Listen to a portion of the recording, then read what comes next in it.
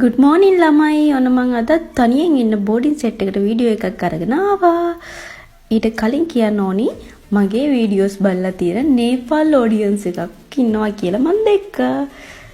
ඉතින් මට හරිම සතුටුයි මගේ වීඩියෝස් නේපාල් රටේ ඉන්න කට්ටියත් බලනවා කියලා දැනගත්තම.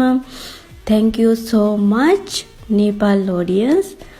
ඒගොල්ලන්ට thanks කරන්නත් එක්ක තමයි මම අද මේ වීඩියෝ එක කරන් ආවේ.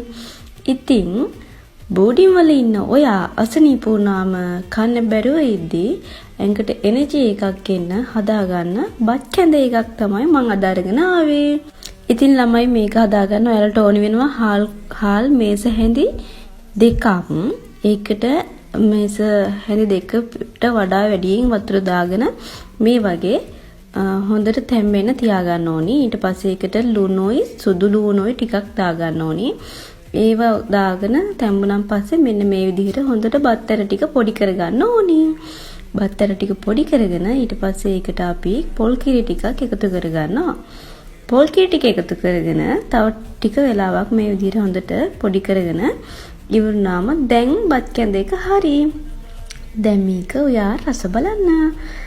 මෙන්න කෝප් එක දාගෙන බත් ඇටයි කැඳ එක බීලා බත්තර ටික කන්න.